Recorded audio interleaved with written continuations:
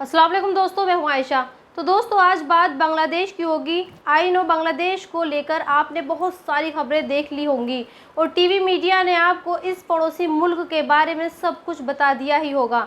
लेकिन आज मैं आपको बांग्लादेश का वो सच बताने जा रही हूँ जो एक मुस्लिम मुल्क पर कालिख पोतता है, जो वहाँ रहने वाले मुसलमानों पर सवाल खड़े करता है। दरअसल कल जब बांग्लादेश की प्रधानमंत्री शेख हसीना अपने मुल्क को छोड़कर भागी, तब वहां के लोगों ने शेख हसीना के घर पर धावा बोला और जिसके हाथ जो लगा उसे वो उठा के ले गया। लेकिन शेख हसीना के घर से इसी लूट के बीच कुछ इस तरह की तस्वीरें भी सामने आईं और ये तस्वीरें आज हमारे देश में राइट विंग वाले सबसे ज़्यादा ट्रोल कर रहे हैं और ये कह रहे हैं कि देखिए, जो मुसलमान खुद को सबसे अफजल मानते हैं, जो मुसलमान आका की सुन्नतों पर चलने का दावा करते हैं, वो इस तरह से औरतों के अंडरगारमेंट्स को चुरा कर भाग रहे हैं और शान के साथ ये दिखा रहे हैं कि जैसे उन्होंने कोई बहुत बड़ा काम किया है। सोचिए, क्या इस दाढ़ी वाले शख्स ने ये ज़रा भी ये नहीं सोचा जो काम ये कर रहा है वो इसे करना चाहिए, उसे इस्लाम की कितनी बदनामी होगी। और जबकि खुद इसके चेहरे पर अल्लाह के नबी की सुन्नत है, फिर भी ये शख्स औरतों के अंडरगारमेंट्स की नुमाइश कर रहा है। लोग तो ये भी कह रहे हैं कि सोचिए, अगर शेख हसीना वक्त रहते अपने घर से ना निकलती तो उनके साथ भी दरिंदे कुछ भी कर सकते थे, उनका रेप भी कर सकते थे, उनकी इज्जत को तार तार कर सकते थे और यकीनन इतनी घटिया सोच रखने वाले कुछ भी कर सकते हैं। लेकिन सवाल ये है कि जिस आरक्षण को लेकर बांग्लादेश के लोग लड़ रहे थे और ये चाहते थे कि शेख हसीना प्रधानमंत्री का पद छोड़ दे, जब उसने ये पद छोड़ दिया तो फिर उसके घर में लूटपाट करने की क्या ज़रूरत थी? क्या इस्लाम इसकी इजाज़त देता है? क्या औरतों के अंडरगारमेंट्स हवा में लहराने वाले ये लोग अपने देश का भला चाह सकते हैं? यकीनन नहीं, क्योंकि जंग मोहम्मद के ज़माने में भी हुई थी, लेकिन फतह हासिल करने के लिए बाद वो इस तरह से लूटपाट नहीं करते थे और औरतों के सामानों के साथ ये सलूक तो कभी भी नहीं करते थे। अपने तसव्वुर में भी उन्होंने नहीं सोचा होगा। लेकिन बांग्लादेश का ये मुसलमान आज लुटेरा बन गया है, हत्ता कि वहाँ की औरतें भी शेख हसीना के घर से सामान चुराकर भाग रही थी। खैर, आज बांग्लादेश पर एक और सवाल उठ रहा है और वो सवाल ये है कि वहाँ के हिंदुओं के बारे में बीजेपी से जुड़े लोग लगातार सोशल मीडिया पर इस तरह की खबरें और वीडियोस पोस्ट कर रहे हैं कि बांग्लादेश में हिंदुओं को मारा जा रहा है, वहाँ हिंदुओं के मंदिरों को तोड़ा और जलाया जा रहा है, जबकि कुछ मुस्लिम पत्रकारों की तरफ से ये पोस्ट की जा रही है कि वहाँ हिंदुओं को मारा नहीं जा रहा बल्कि उनकी हिफाजत की जा रही है। मिसाल के तौर पर आप दुनिया को खबरों का फैक्ट चेक करने वाले जुबैर के पोस्ट को देखिए। कल जुबैर ने बांग्लादेश के हिंदुओं को लेकर 2 पोस्ट की। पहली पोस्ट में जुबैर ने एक वीडियो पोस्ट किया और ये बताया कि कैसे वहाँ के लोग अब मस्जिदों से ये ऐलान कर रहे हैं और ये अपील कर रहे हैं कि हिंदुओं को मत मारो, हमें भाईचारा कायम रखना है, ऐसा कोई भी काम नहीं करना है जिससे हमारे देश का माहौल बिगड़े।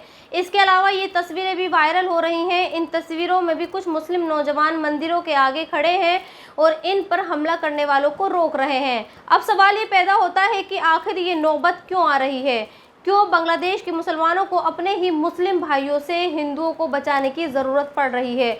और क्यों हमारे देश के लोग इस बात पर फ़ख्र कर रहे हैं कि देखिए साहब, बांग्लादेश में हिंदुओं को बचाने के लिए मुसलमानों मंदिरों के सामने खड़े हैं, जबकि हकीकत तो ये है कि अगर बचाने वाले मुसलमान हैं तो मारने वाले भी मुसलमान ही हैं। इसमें शेखी किस बात की है? क्या मुसलमानों को ऐसा होना चाहिए? मुसलमान तो हमेशा से ही अपने अच्छे और सच्चे अखलाकों की वजह से जाने जाते हैं। हुजूर के पास तो लोग अपनी जवान बेटियों को छोड़ कर जाते थे क्योंकि उन्हें पता था कि मोहम्मद जैसा ईमानदार और सच्चा दुनिया में कोई हो ही नहीं सकता। लेकिन आज बांग्लादेश में एक तरफ लूट मची है और दूसरी तरफ वहाँ रहने वाले हिंदुओं के लिए खतरा बना हुआ है। हालांकि इसी बीच हकीकत ये भी है कि हमारे देश में राइट विंग वाले तिल का ताड़ भी बना रहे हैं और अब लगातार ये झूठा प्रोपेगेंडा फैला रहे हैं कि हिंदुओं को बांग्लादेश में मार दिया जाएगा और इसके पीछे वो एक और तर्क दे रहे हैं। उस तर्क का नाम है खालिदा जिया। जी हाँ, खालिदा जिया बांग्लादेश की पूर्व प्रधानमंत्री और अब उन्हें जेल से रिहा कर दिया गया है।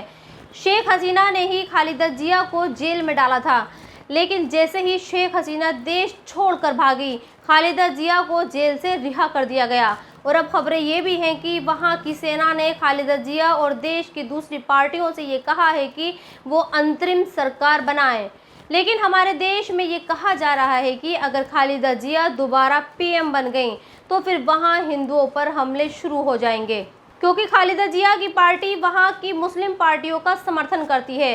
खालिदा जिया का रुख पाकिस्तान और चीन की तरफ ज़्यादा रहता है। मैं इस पर कोई टिप्पणी ज़्यादा नहीं करूंगी, लेकिन इतना ज़रूर कहूंगी कि आज जिस तरह से हमारे देश के हिंदुओं का दिल बांग्लादेश के हिंदुओं के लिए धड़क रहा है और उन्हें ये डर है कि कहीं बांग्लादेश में हिंदुओं को मारा ना जाए, जब हमारे देश के मुसलमानों का दिल फिलिस्तीन के लिए धड़कता है, तब हमारे देश के हिंदुओं को लगता है कि फिलिस्तीन से हमदर्दी रखने वाले मुसलमान गद्दार हैं।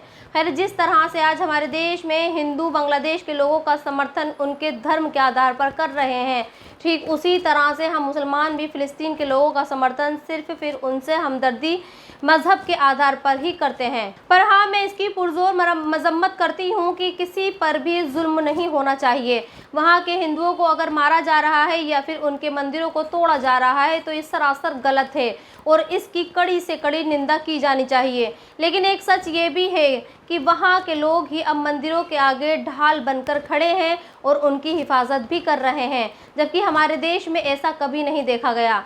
यहाँ मस्जिदों पर न सिर्फ हमले किए जाते हैं बल्कि उसे बाद में सही भी ठहराया जाता है। और हमने ये कभी नहीं देखा है कि किसी हिंदू ने कभी किसी मस्जिद के सामने खड़े होकर उसकी हिफाजत की हो, उसे शहीद किए जाने से बचाया हो। खैर, अब मैं आपको कंगना रनौत के बारे में कुछ बताना चाहती हूँ। कल बांग्लादेश के बारे में कंगना रनौत ने भी एक बयान दिया और ये कहा कि मुसलमान खुद मुस्लिम देशों में सेफ नहीं है और इसीलिए शेख हसीना को हमारे अपने देश जहां राम राज्य है वहां पर आकर शरण लेनी पड़ रही है। कंगना ने यह भी कहा कि अब ये साबित हो गया है कि क्यों देश के लोग ये चाहते हैं कि हमारा देश हिंदू राष्ट्र घोषित किया जाए। मैं कंगना से ज़्यादा कुछ नहीं कहूँगी, लेकिन हाँ, कंगना को दो खबरें ज़रूर दिखाना चाहती हूँ जिससे बॉलीवुड की इस हीरोइन को ये ज़रूर पता लग जाए कि मुस्लिम देश कितने सुरक्षित हैं। 3 अगस्त को एक खबर आई कि फर्जी सर्टिफिकेट के जरिए IAS बनी पूजा खरेडकर गिरफ्तारी के डर से दुबई भाग गई है। इसके अलावा 2 दिन पहले ही विदेश मंत्रालय ने एक डेटा रिलीज किया और ये बताया कि पिछले साल यानी 2023 में 2,16,000 लोगों ने भारत की नागरिकता छोड़ी। और कंगना की जानकारी के लिए मैं ये भी बता देती हूँ कि जो लोग भारत की नागरिकता छोड़ रहे हैं उनमें बहुत सारे लोग ऐसे हैं जो गल्फ कंट्रीज़ में रहना ही पसंद करते हैं। अगर आप गूगल करेंगे तो आपको ये भी आसानी से पता लग जाएगा कि गल्फ कंट्रीज़ यानी मुस्लिम देशों में इस वक्त भारत के 75 लाख लोग काम कर रहे हैं। और जानते हैं, ये लोग हर साल भारत में 40 अरब डॉलर विदेशी मुद्रा भेजते हैं। लेकिन कंगना जैसे लोग ये सब नहीं देखते, उन्हें सिर्फ नफरत फैलानी आती है। और अब आपको एक और ख़बर बताती हूँ जो आपको ये बताएगी कि भले ही हमारा देश संविधान से चलता हो, लेकिन हकीकत में हमारा देश हिंदू राष्ट्र बन चुका है।